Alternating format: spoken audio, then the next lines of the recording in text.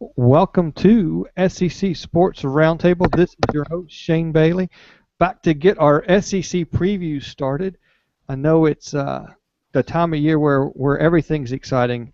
I'll get into some introductions in just a second, but you really know that football's around the corner when you turn on sports radio and that's all you hear talked about again is football. Whether it's NFL or college, you've got all these different conversations going on, and it's been nothing but football for the last couple weeks. NFL started training camp, so you really know that things are starting to happen, and it's going to happen faster and faster and faster as these next 4 weeks go along.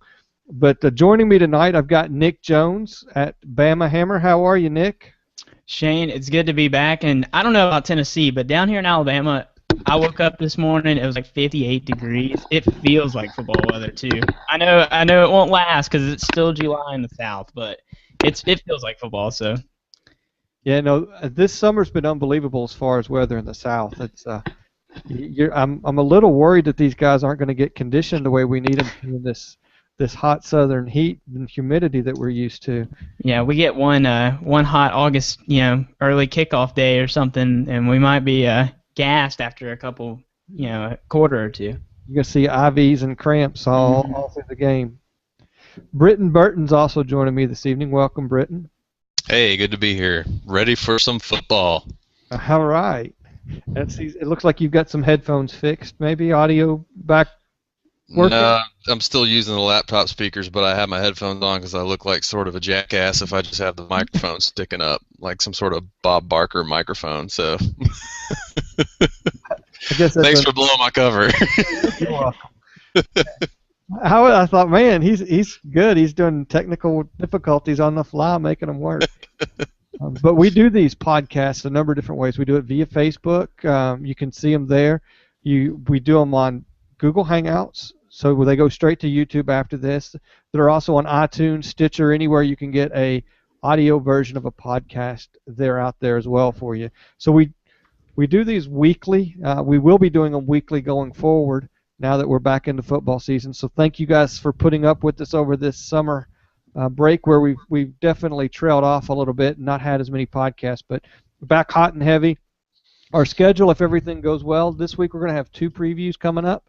We're going to do Missouri tonight, and then we're going to have 3 more previews next week, and we'll continue with 3 all the way up into kickoff. So you'll get to hear our previews of every SEC team, East and West, coming up, leading up to the kickoff before the Thursday night.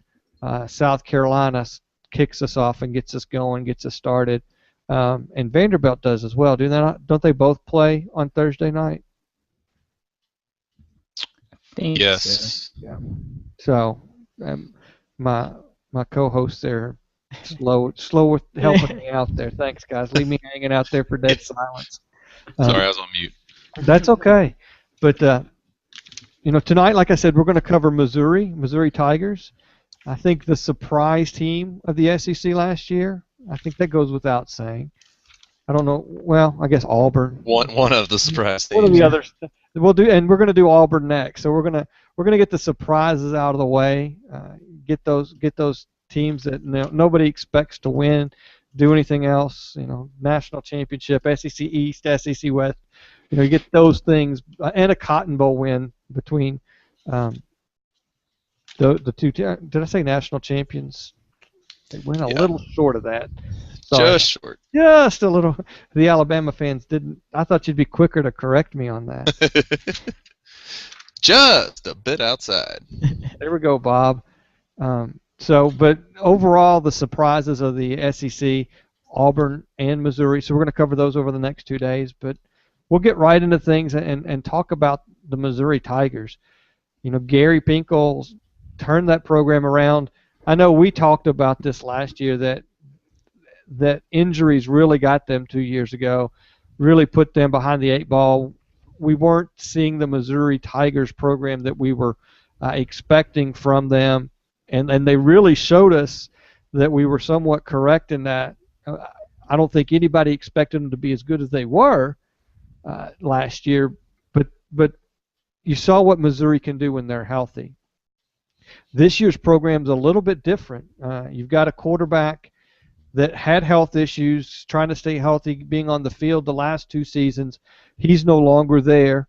Matty Mock will be running the show there. He got a fair amount of playing time last year, so it's not like this is going to be a new system for him. He started 4 games last year, if my memory serves correct, and I think he won 3 of those. So an able body, especially when you're talking about the program that Missouri was last year, for him to step in and win 3 of those 4 games speaks volumes to him. Young guy. There's other pieces though that were lost out of that program. I think the defense was where you would see the most subtractions. Sams and some of the other guys that left via graduation NFL. You've got a new program there on the defensive side. The offensive side, you also lose Dorrell Green Beckham. He can't stay out of problems and was excused from the team over the summer. And really, this was the year you were going to expect big things from him, being a junior. Had a really good performance last year overall. But that's just some high-level thoughts I've had for Missouri. The coach, Spinkle, got him a new contract. It's funny, you think that he was on the hot seat in some situations. We were looking at coaches that were on hot seats, and most of those coaches last year were able to secure some new contracts, except for Muschamp. I think all of our hot seat contenders basically were able to work themselves into some new contracts and new breaths of life into their systems and programs. So I'll get your guys' thoughts real quick, and then we can kind of break it down and look a little bit further and deeper into this program. Yeah, Shane, you hit on a lot of the things that just overarching things. But one of the things is I wanted to bring this up is Gary Pinkel has had some quiet success. I mean, obviously, year 1 in the SEC wasn't what we quite expected with the injuries, but last year just outstanding. I mean, 12-2, couldn't ask for anything better. But just as you were saying this, I was kind of drawing this comparison. I mean, they're 2 very different coaches, but Gary Pinkel kind of reminds me of Art Briles at a place where maybe an underfunded athletic department. I mean, Baylor's getting a new stadium. I mean, Missouri football's taken kind of a second tier seat to basketball, or that's at least what I was expecting coming into the SEC. But he's kind of flipped that on its head pretty quick. But I mean, let me stop you real quick. It's funny you say that and make that comparison, because Missouri's also going through a renovation. It's not going to be, the renovation that Mississippi State's going through right now with their football stadium, but I think they're adding an additional 6,000 seats thereabouts. Last I read, it's going to get them to 75,000, which only puts them 10th in the SEC. But there's the big thing that's going to do is its luxury suites and your higher dollar seat backs that are going in there with this renovation. So he's doing some things there that even mirror him even more. Art Briles, that is. Yeah, exactly. And I was very impressed by what Missouri had to offer. I hadn't followed Missouri too much, but when Alabama went up there to play in that rain game in Missouri's first year in the SEC, I mean, it was a nice looking stadium. Obviously, I just saw it on TV, but it's kind of like Mississippi State, and the fact that they just have that open end zone. I think it's like a grass seating. But anyway, and I don't know. I'm sure we'll dive into this later. They're losing a lot of key players, but there's still some guys that were kind of leaders in their own right on the defensive and offensive sides of the ball. And I really want to get into this Matty Mock situation because although he's a guy that, doesn't have much playing experience, when you look at the overall landscape of the SEC, he might be one of the more experienced quarterbacks coming back. So, yeah, that's definitely an interesting storyline. I mean, he's as little as he played. I think Shane said 4 games, went 3-1, showed some flashes of brilliance, but was also fairly inconsistent, which is not totally surprising for a young quarterback. But then you look at the returning quarterbacks in the SEC, and I mean, there's Bo Wallace, there's Dak Prescott, there's Jeff Driscoll, who still hasn't really shown a whole lot, and then outside of that, it's like, well, who who has more experience? Who do you trust more as a returning starting quarterback, or as a starting quarterback period, since so few are returning anyway? I mean, it's kind of hard to pick anyone other than Matty Mock. Although I don't want to give away my Mississippi State preview, I would pick Dak Prescott. But he's going to be real interesting because he's the sexiest quarterback, maybe the second sexiest quarterback in the SEC this year, but at the same time, he still hasn't done enough for you to feel like, okay, this is one of the best quarterbacks in the nation. This is a guy that can take us to the promised land. I think he had a lot of big playability last year, and that bailed out some of his inconsistencies. I think he was a 51% completion rate, somewhere in that neighborhood. I mean, the kind of thing where when you're the full-time starter, you've got to be a little bit better. You can't just rely on that big play to sort of bail you out. So he's definitely going to be an interesting aspect of their season, as the quarterback is for any team. Yeah, I'm going to liken him to, I'm going to make a comparison. He's Sammy Sosa as opposed to Mark Grace. He doesn't hit a lot of singles and doubles like Mark Grace does, but he's going to swing for the fence every time because most of his completions were long completions. And when he didn't, he was missing big, just like Sammy would whiff. Yeah. Well, and the other part of that's a problem for them is that last year, all the talk last year coming into the season was Missouri has like 6 receivers that are 6'4" and above, and just matchup nightmares, especially when they're running 4 wides, and their receiving core was decimated by graduations, and then Dorial Green Beckham was the one. They have a few other guys who contributed that are coming back, but DGB was that one stud, the one who really had meaningful big-time plays last season and caught a lot of touchdowns. He was the only returner. He gets kicked out. I mean, those guys who can sort of bail you out because they're 6'5" and they're being covered by a guy who's 5'10" and can catch a 30-yard pass downfield on a 3rd and 8 or whatever it may be. I don't know if they're going to have that go-to ability. He's going to have to be able to hit the singles to continue with your comparison. Yeah, no, I agree totally. There's no true number 1 wide receiver left in this lineup, in my opinion. You got to think a couple returning seniors, maybe 3. But none of those have significant playing time. They were never on your first team last year with any consistency. So you got to worry about that deep ball threat, being able to have that person that they can throw it to. I think the running back core, though, is still pretty solid. You had that tandem last year, and those 2 guys went back and forth. Was it Josie and yeah, I think was it Marcus Murphy? Is that who you're talking about? Yeah. It was really a trio. Henry Josie was the main guy, but then Marcus Murphy and Russell Hansbrough both. I read an interesting stat, actually. It's the first trio in, I don't remember, in a long time where 3 different backs had 600 yards and 6 yards per carry. Now, Henry Josie had almost 1,200 of those yards, and the other 2 guys had 600 apiece, but it was kind of a 3-headed monster, and then late in the season, Henry Josie kind of took over in the last 5 games or so. But yeah, a little different there in that you have extensive experience with 2 guys coming back who can probably tote the mail. And Josie's not there now. He was a senior last year, right? Right. Josie's the one that's gone. The one that put up the best numbers is gone. And now was he the one? I guess, excuse my failure to remember this correctly, but is he the one that had the bad injury a couple years ago and had to overcome that, or was that Murphy? No, it was Josie, I think. Yeah, it was Josie. And so you're left with Murphy, who ended up the last, if I can remember correctly, the latter half of the season, he was the stronger back, and really helped complement Josie there at the end. So you've got a capable running back tandem back there in the backfield. You've got a quarterback that, if he can make completions, has the arm. I mean, he has the arm to go deep. The question then is defensively, where do they stand? I think they lost, what, 4 or 5 defensive players last year that were starters? Yeah.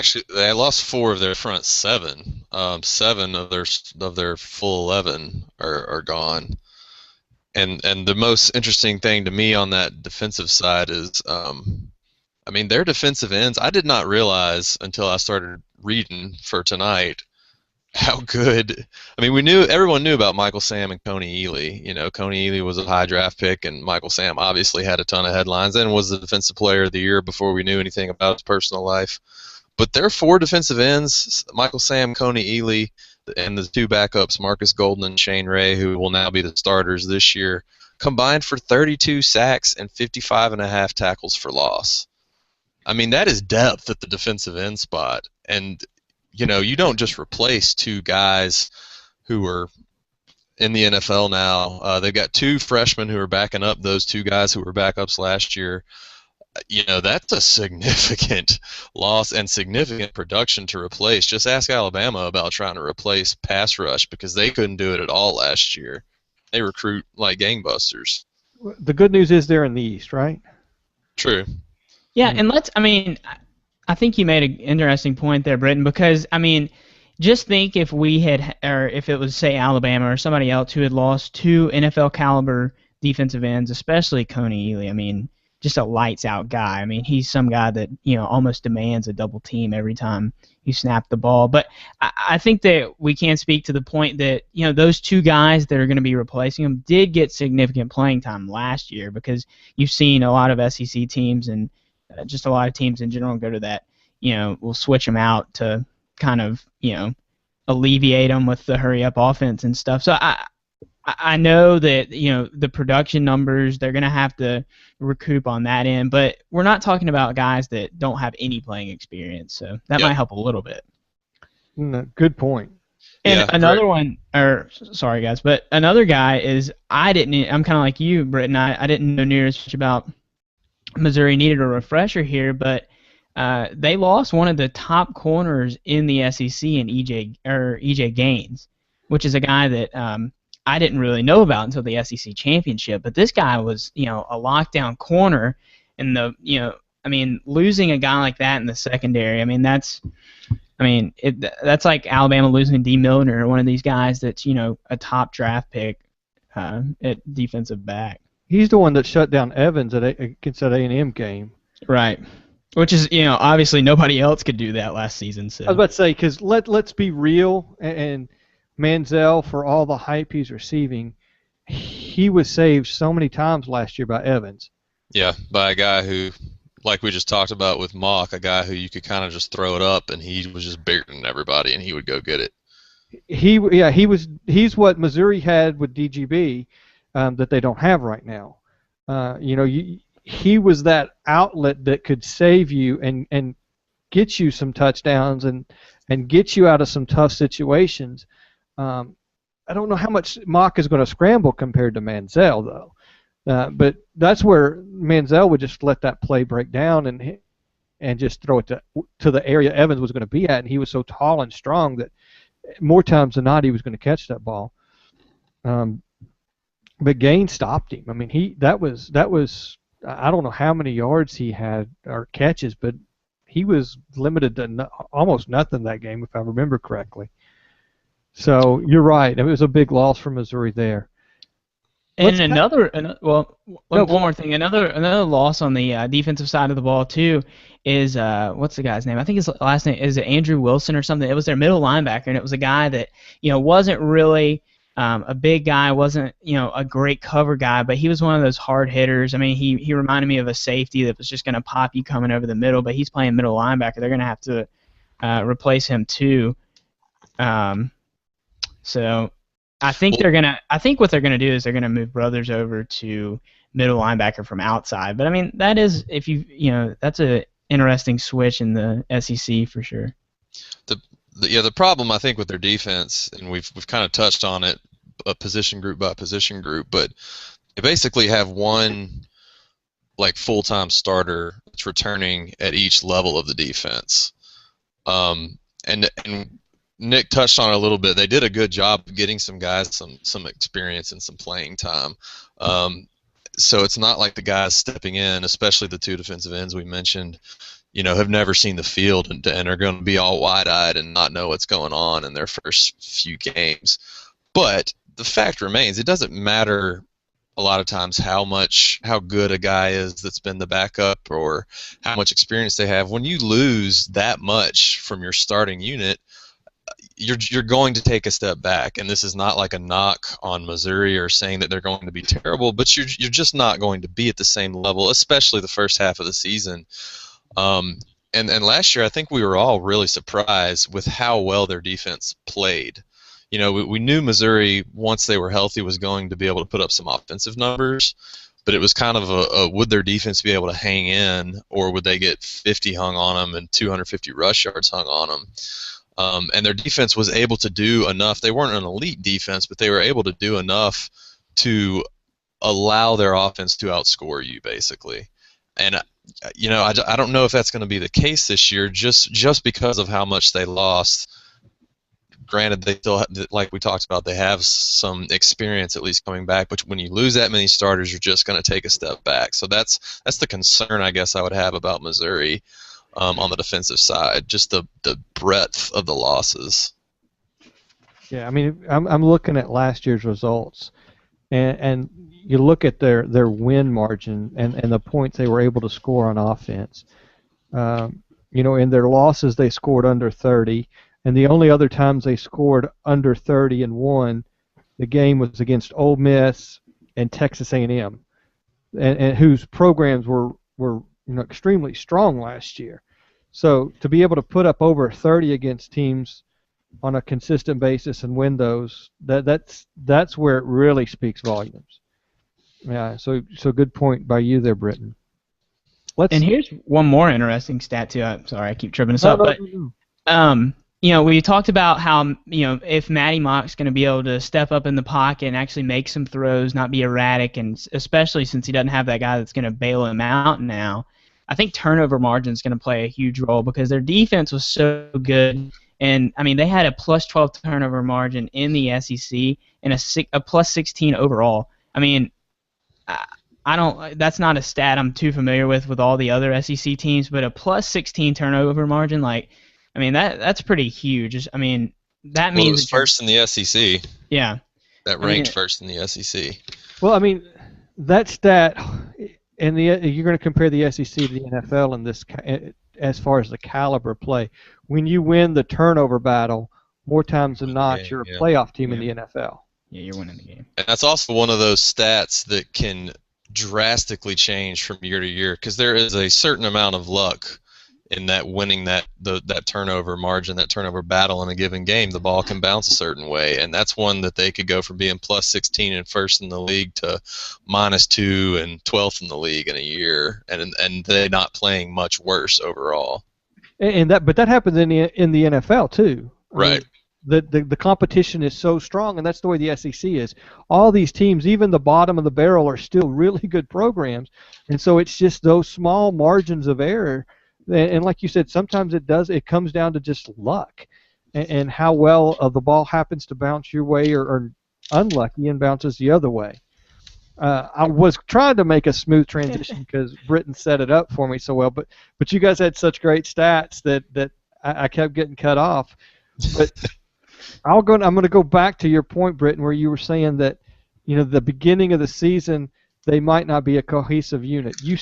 I think you saw that some with Alabama and LSU, these programs that perennially take massive amounts of players into the NFL.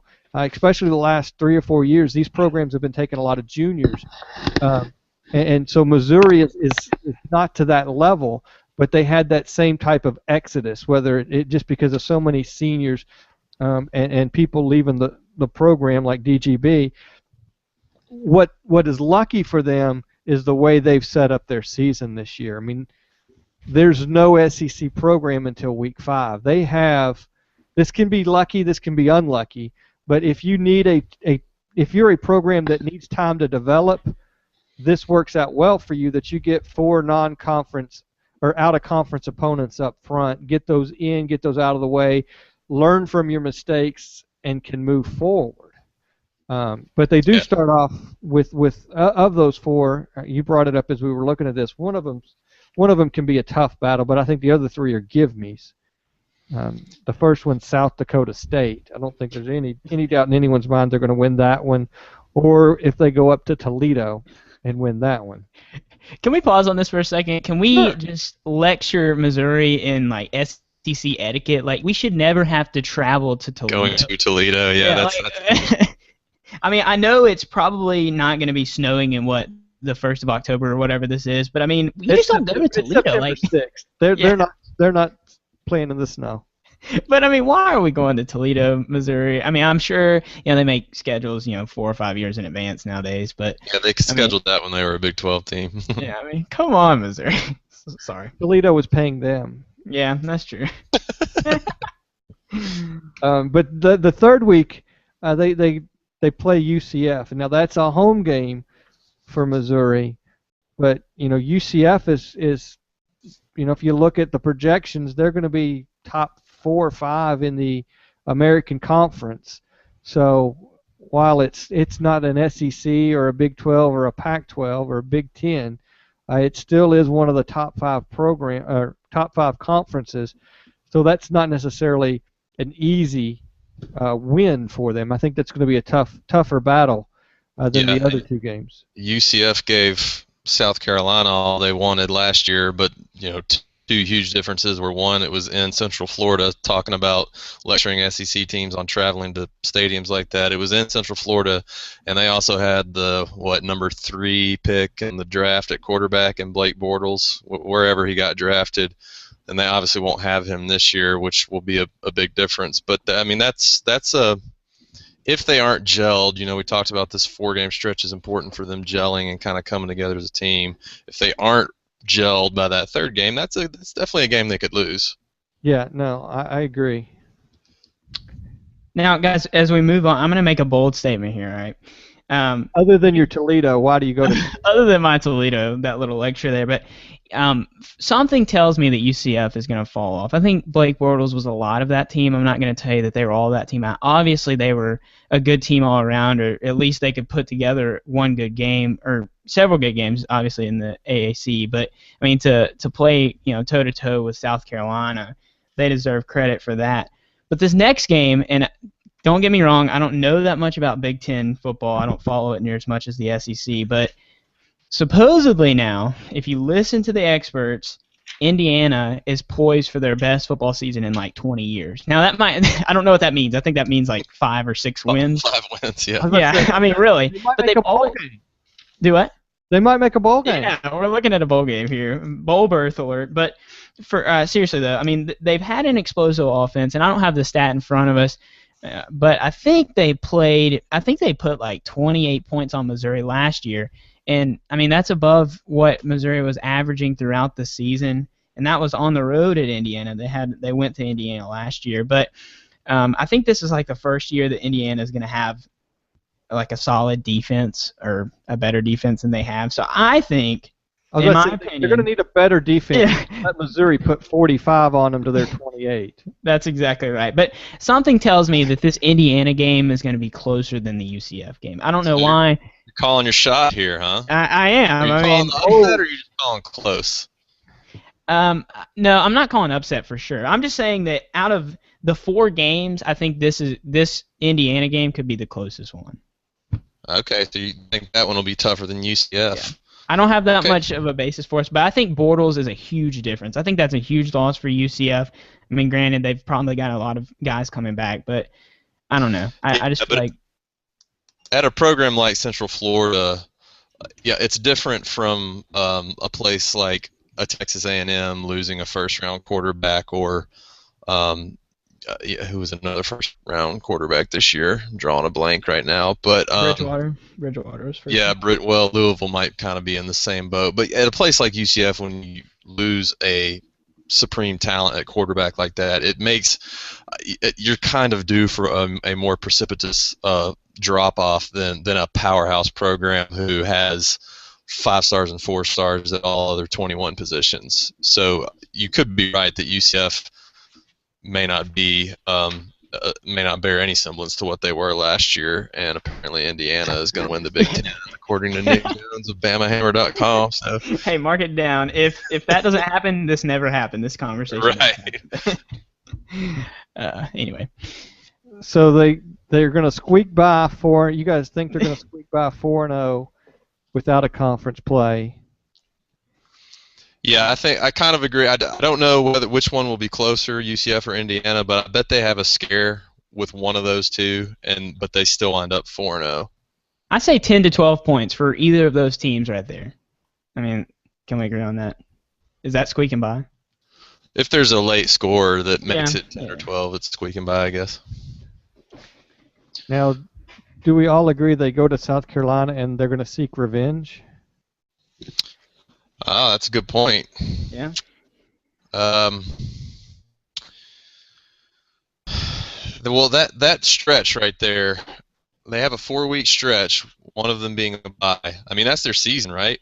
Yep. September 27th at South Carolina, October 11th. So September 27th at South Carolina, bye the first week of October. October 11, Georgia in Missouri, and then October 18 at Florida. Like that stretch, Shane, you talked about they've got a 4-game stretch to gel before they get into the meat of it. Well, that is the meat in the East. Like their entire conference season could be over after that stretch. Yeah, I mean, I'm not going to give them a chance. I won't even give them a snowball's chance to go into South Carolina. To know that South Carolina came to Missouri, lost in overtime, and that or Tennessee, whichever game you want to look at from South Carolina's standpoint, is what cost them the ability to go to the SEC championship and play for a national championship. That's going to have Spurrier's go. Now, he might not say that, but you know as well as I do that's how he's going to feel, and they've got that game circled. South Carolina does on their calendar already.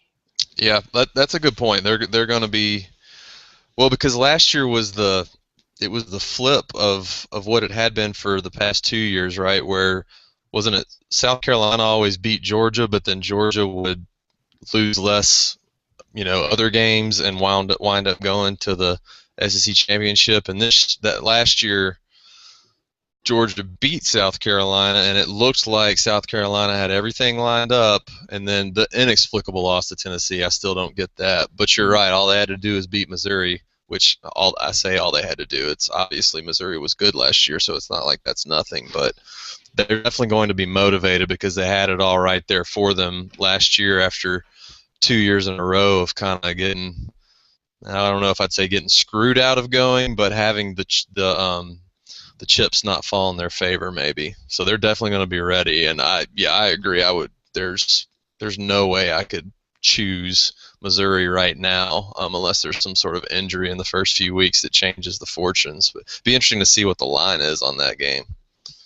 And out of these 3 games that we're talking about that's going to make or break Missouri's conference, I guess in the East at least, but their chances of making it back to Atlanta, I think South Carolina is definitely the worst draw. If you think about how much, Missouri is obviously, I think we can kind of expect that they're probably going to be better on offense than they are on defense. And that's what we expected last year, but they were so good on defense last year, and that's what kind of brought them up to that next level. These 4 teams, Indiana, they put 28 points on last time. UCF's a mixed bag, Toledo. These 4 teams, their first 4 games, I'm not sure they're going to really challenge them enough on the defensive side of the ball. They might get chemistry down, but, going to South Carolina, 5th game of the year, a lot of position players on the defensive side of the ball to replace. Like we said, a lot of them do have playing time, but you got to replace your top corner, top 2 defensive ends. You're moving guys around. I think I would rather play Georgia or Florida any day with, Driscoll, an unproven quarterback, and Georgia replacing Aaron Murray. South Carolina's loaded on offense. Mike Davis, Dylan Thompson, who's, been great over the past couple of years. So, I don't know. I think it's I'm with you guys. I can't. And you also kind of have the flip side where we talk about Missouri easing into their schedule. So in some ways that's good, but they come in not really being tested, not being used to the SEC style of play yet. That's their first venture into SEC.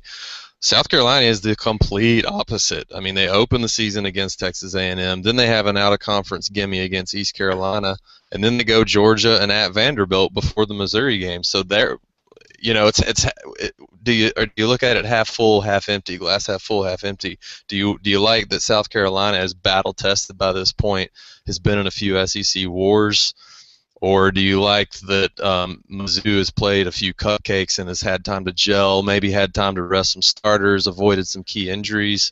It kind of depends on how you look at it, but either way, I think I would pick South Carolina 99 times out of 100 for this. At South Carolina, there's no way I would take anybody but South Carolina in that game. Yeah. But then let's move forward. Their next matchup, you said, was Georgia, right? Yeah, they've got a bye week after South Carolina, and then October 11th, Georgia comes to Missouri. And depending on who you look at and what paper or article or blog, it's between Georgia and South Carolina again for the East. Right. Which it's hard to argue with. Georgia, similar in that they have lost some key things. Obviously, Aaron Murray, one of the most longevity. It was synonymous with Aaron Murray and one of the most prolific statistical quarterbacks in the SEC. But they lost a lot offensively. They did not lose a lot defensively because they lost it all 2 years ago. So it's hard to pick against either Georgia or South Carolina, and that's another one where certainly if it were in Athens, I would never be able to pick Missouri, but even with it being in Columbia, Missouri, I just can't pick Missouri to win that game. Yeah. I'm with you. I think they're going to go 4-0 and then lose their next two. And the here's the pivot is that third SEC matchup against Florida. Yep. Absolutely. Because if you look at, and that's where I was looking at was Florida's schedule, because I was intrigued to understand where they are. Their season and Muschamp's career is determined at this point. This game could be for Muschamp's job because Florida's going to go 3-0. They got Idaho, Eastern Michigan, and Kentucky. But then they play Alabama, they play at Tennessee, then they play LSU, and then they go to Missouri. They could be sitting there with 2 losses. If Tennessee could find a way to beat them, they could be sitting there with 3 losses. I don't think they'll lose to Tennessee. But they could potentially leave Missouri with 3 or 4 losses going to Georgia. Yeah, that's a really good point. We all know, of course, we'll save this for the Florida one, but we all know how much Muschamp is fighting for his job this year, and I think a lot of people think that Florida probably bounces back a little bit, but does anybody really say that with any confidence? I mean, I kind of, my gut feeling is that they bounce back and that if everything breaks right, they could even win the East, but I can't say any of that with confidence because they could also go 5-7 again. I mean, I know injuries was a huge reason for what happened to them last year, but it's really hard for me to sit here and say with any confidence that they're going to win 9 ball games. So they've not been able to prove that yet, even though they won 10 or 11 Muschamp's first year. Second year. Was it a second year? Yeah. Wasn't it? I think they only won like 7 this first year. Is this his 4th year? I think it is. Yeah, I think so. A year slipped by me. Well, let me mention this. I mean, in my mind, this game right here, I mean, Muschamp's a huge mixed bag. I mean, we have no clue what Florida's going to do. I mean, I think Britton's right. They could either be from 6th in the East to 1st in the East, just depending on, how it rolls. I mean, but in my mind, if everything kind of falls like we think it might, I think this game determines 3 or 4 in the East. I think for Missouri, I think if they win this game, even if you look at, we've all three said South Carolina and Georgia are almost automatic losses for Missouri at this point in the season, or at this point, barring injury and everything like that. But I mean, I think, coming off what Missouri had last year, if they can beat Florida hang on against Tennessee, which I'm interested to talk about that game as well, and win the games that they need to win. I mean, are we looking at each other and saying this is a bad finish for Missouri? Not to jump ahead of ourselves, but if they're, if they beat Muschamp, essentially probably get him fired in that situation, and finish third in the SEC East, I mean, with what they lost, I mean, that's a pretty good finish in my mind. I think Missouri fans would be happy with that. I think so would too. like to think they would be.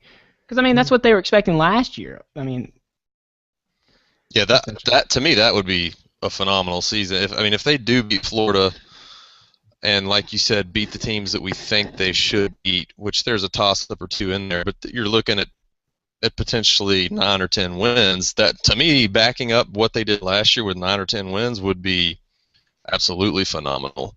But my gut tells me that Florida and Missouri are both about 8-win teams, and the winner of this wins 8 or more, and the loser of this probably wins 7. That's kind of what this feels like. The as you said, the pivot point for both teams, and it's if you win it, you've got a chance to achieve to a level at which your fans are going to be really, really happy. Well, I don't know if Florida fans would be really happy with 8 or 9 wins, but you get the point. Or you have the chance to have a down season and maybe not be as happy. Well, I mean, at that point, if they could pull off a going to the Swamp and beating Florida, that gets them to 5-2 theoretically. Right. Still winnable games against Vanderbilt, Kentucky, Tennessee, and Arkansas left on the schedule. I'd even throw at Texas A&M as a winnable I think so game. too. Because I'm not sold that Texas A&M is going to be very good this year. So I was going to say that was going to be a tougher matchup. I was going to give the other ones as winnable games. That other one would be tough, but they could win. Yeah. Now all of a sudden, the way y'all are talking, they're going 10-2. Yeah, I think if they can beat Florida, 10-2 is a very real possibility. Yeah, I mean, not to jump ahead, but I've got them. My final projection was 9-3 with them beating Florida and losing to Texas A&M. But like Britton said, I mean, that's a huge toss-up. Another game I know we're kind of jumping around here, but I think this Tennessee game is going to be an interesting matchup at Tennessee. I mean, that's obviously an East game. I don't know. I feel like, you know how last year Tennessee got in that overtime game, what was it, South Carolina, and I think they played Missouri kind of close too. I feel like Tennessee's going to win a game that they really shouldn't, and Missouri kind of screams that to me with, you know, that kind of middle tier, upper to middle tier in the East. It's an upset. They beat Tennessee last year 31-3. Okay, never mind. So, but that was when the wheels had fallen off for Tennessee at quarterback. Yeah. They played them right after Alabama played them. And you say what you will about what's his face, that's their starter, but he at least can not get them destroyed, which you couldn't say about the other guys that stepped in at Tennessee. Right. And I mean, granted, if they go to Texas A&M and win, I think it makes this Tennessee game that much harder. You know, 2 games back to back against, you know, I don't know. There's a lot of question marks in this, but you're going to be talking about a Tennessee team that right now could also be on the rails, and that's what's so great about the SEC is there are so many what ifs. When we're sitting here at the beginning of the season trying to project where all these teams fall out, I mean, right now you look at Tennessee's schedule, and some people are going to be happy if they could even make it to a bowl game this year. It might be another 5-8 team. Is that right? No. 5-7. 5-7, yeah. 5-7. It's like my math's not right there. You know, and not go to a bowl game again. They're recruiting like madmen down there, but you're looking at such a young team, such an unproven team. What's going to happen at Tennessee? It's you don't know what you're going to get there, especially at that point in the season with Tennessee. You know, their wheels could already be off again for another bad season in ball land. Yeah, I totally agree. The wheels could be off. They also could be the wheel could be not completely off, but they're falling off to the point where they basically have to win this game against Missouri to have a chance at going to a bowl. You know, maybe they come in and they're 4-6 or 5-5, maybe whatever it is. which then that kind of goes the other direction. Tennessee is desperate to get back to a bowl. They've been, what is it, like a 6-year, 7-year drought, something crazy that you would never think would happen to Tennessee. So while I tend to lean towards, I think they're going to have a really rough season, talking 4 or 5 wins. If they do somehow get to this point in the season and they've got to win to stay bowl eligible, maybe that's the motivation they need to come in and play against a team that's better than them and pull out a win. But that's the thing, it's just so hard to know when we're predicting these last 3 games or so, because so many different factors lead into a team being ready to play. Tennessee's next game after that Missouri game is Vanderbilt. They won't win that one. And we haven't even mentioned this yet, guys, but I mean, you look at Missouri's SEC schedule. Obviously, they have the top 3 teams in the East that got to play everybody.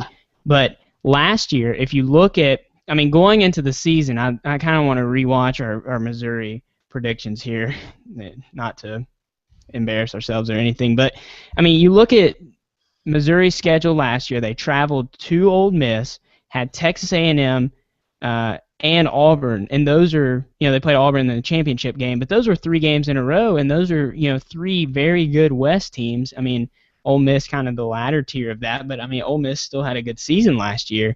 And this year, the West teams, Missouri's playing. You got Texas A&M, who is a totally different team without Johnny Manziel. And Evans. Yeah, and Evans. And then you've got Arkansas, and no real non-conference game to speak of.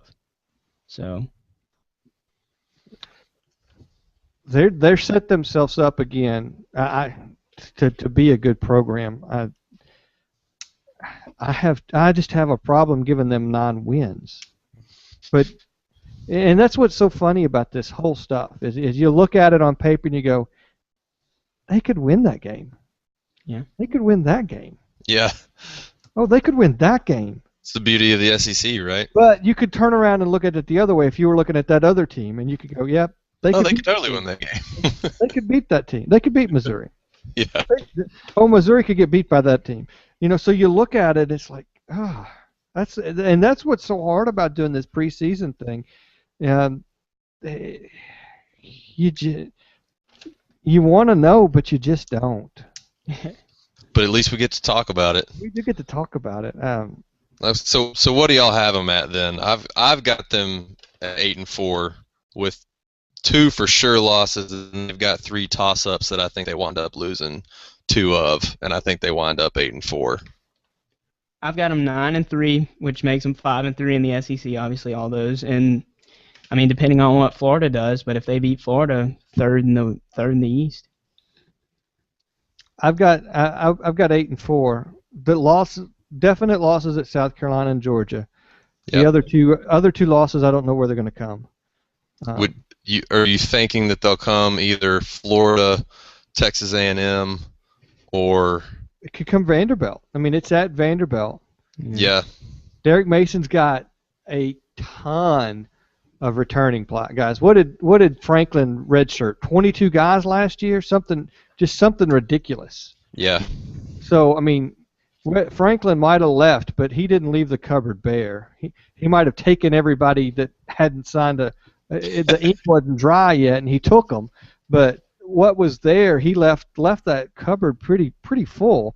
Now replacing it's going to be the problem for Mason at Vanderbilt. But basically he's got 3 quarterbacks to choose from. That's one of your only questions. You lost Matthews, one of the greatest receivers in the SEC, but you still got a good solid program there at Vanderbilt. So they could lose to Vanderbilt. Now it's a home game for Vanderbilt, but that doesn't mean the crowd's going to be there. Yeah. The good news for Vanderbilt is it's black and gold on both sides. So you can't tell that they're not there. The place is going to making noise. You can't tell. The place is going to look packed. And just as you bring up Vandy here, just for a second, I think our Vandy preview is going to echo this Missouri preview a little bit, in the fact that we could sit here and there's going to be several games on that Vandy schedule, just like Missouri, that we're going to say, well, that's probably a loss. Just name the team, but they could, it's feasible for them to win that. I mean, it's not. It wouldn't be an upset. You know what I'm saying? So that's what makes the SEC fun. Yeah, Florida, Vanderbilt, and Missouri are all kind of in the same boat, except Florida probably has more talent than the other two teams, just raw talent. In that, a couple of weird bounces or a blocked field goal or a game where you have too many penalties could result in any three of those teams going from anywhere from like 6 wins to 9 wins, and it's just going to be. I think Missouri has probably a higher floor than the other two, but I think the ceiling is probably pretty similar for all three. That's except I think Florida, if you look at their West, they've got a little bit tougher West, I think. Well, yeah, I mean they play Alabama and LSU from the West, so that's. And they've got Florida State. Yeah. So oh man, gosh, that's scary. So you got those three plus South Carolina plus Georgia. When you look at Florida's schedule, that is brutal. That is brutal. I mean, thank goodness that they play Kentucky.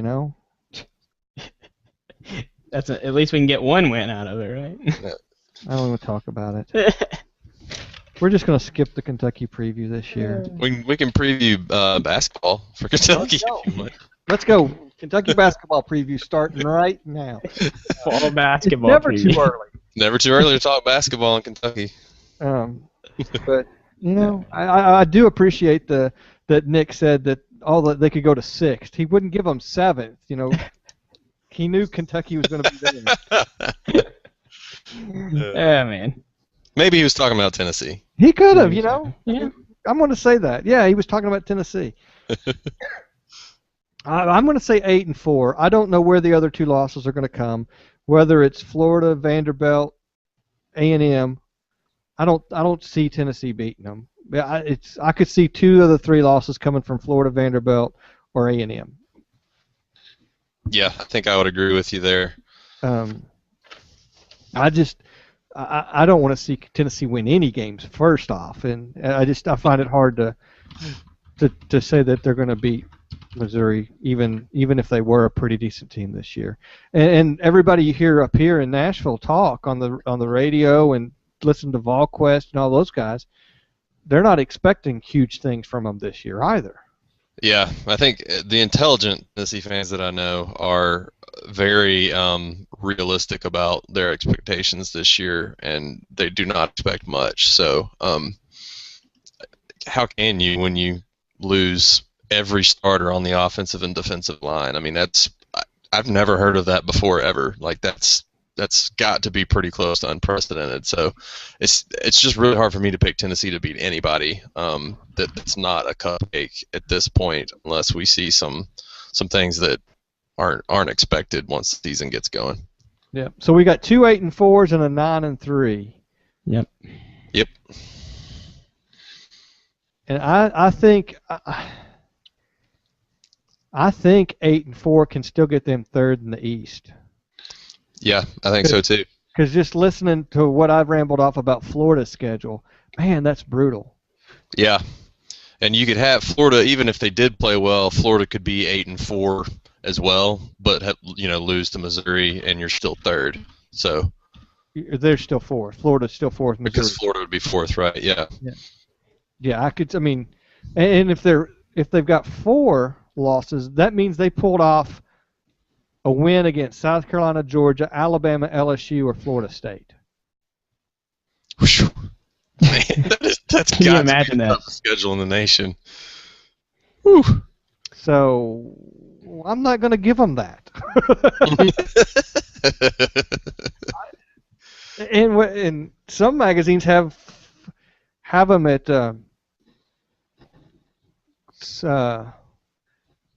I guess 3rd in the East, beating Missouri, somehow winning it. I don't know. I guess they're going to have Missouri having 5 losses as well, losing to. I don't see 5 losses on their schedule, on Missouri's schedule.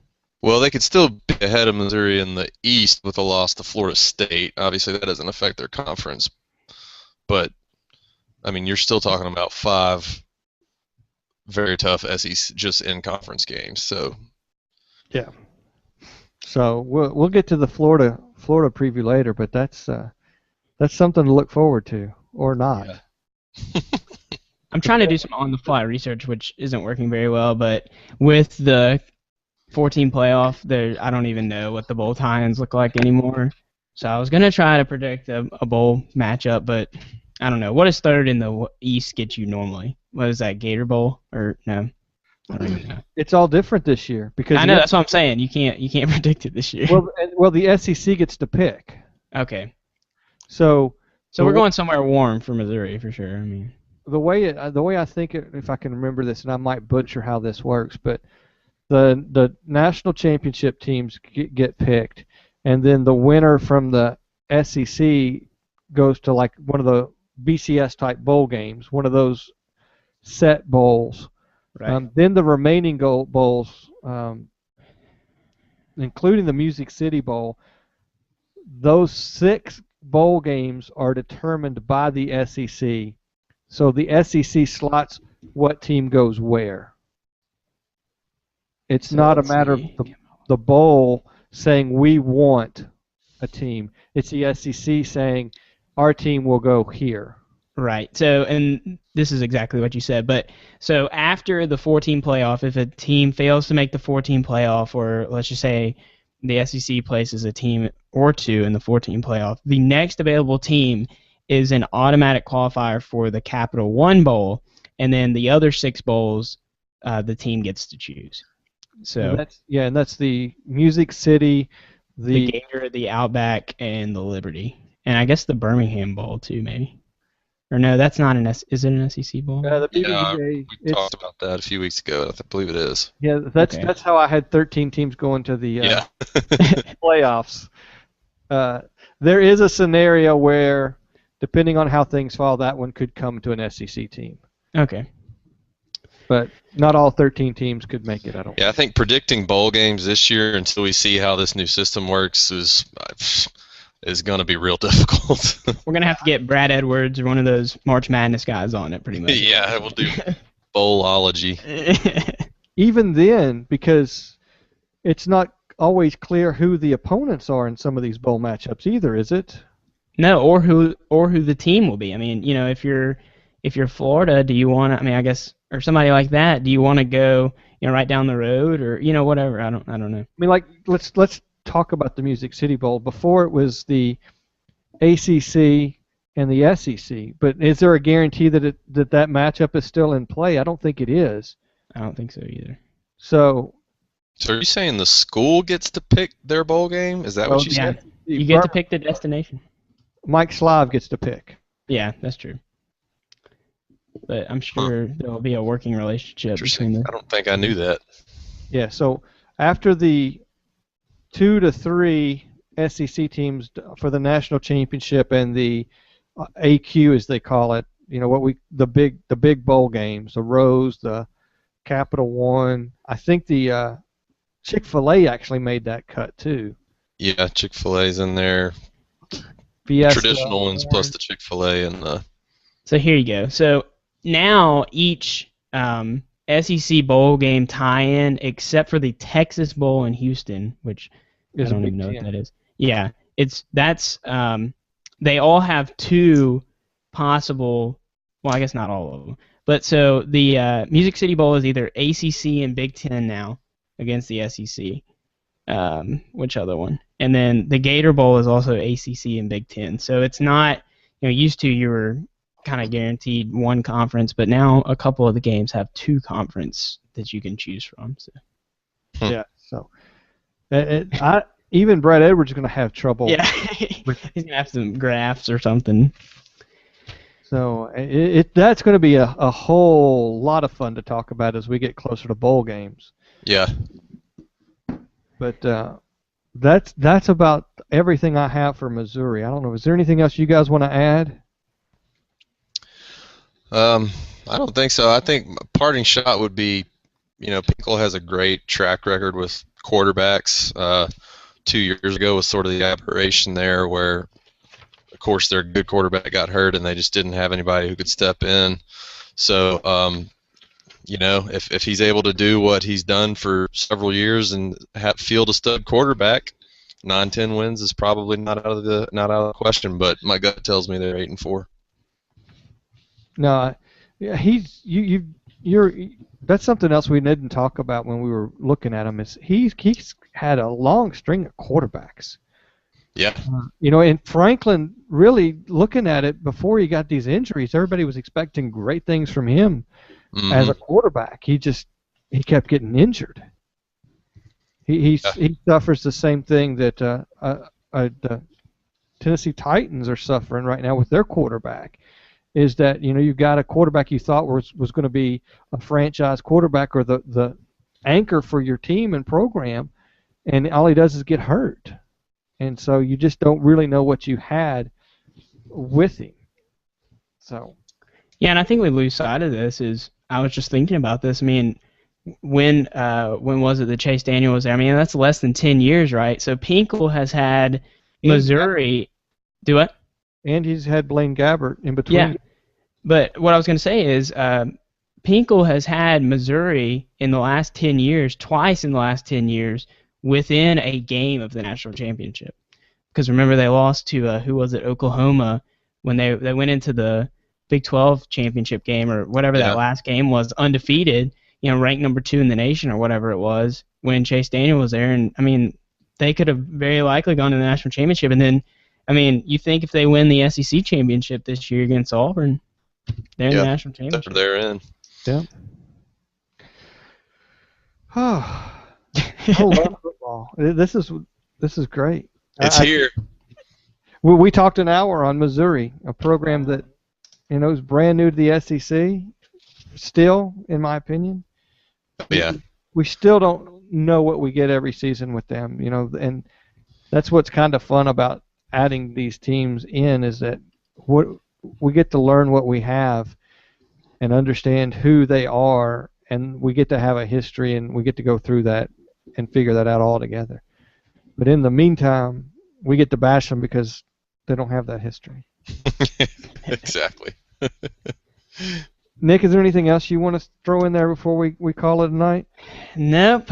I guess we're going to have to brush up a little bit more on our football before tomorrow and the rest of the week. So I guess stay tuned. Wait for your favorite team to come up. That's right.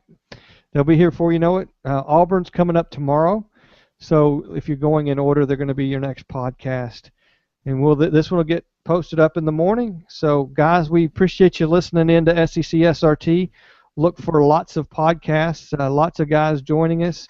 Got a couple new guys lined up this season that's going to be joining the roundtable discussion, hopefully bringing in some new insight, some new ways of looking at things, and new ways to get onto each other and get under each other's skin. So that's what we're going to hope for and like.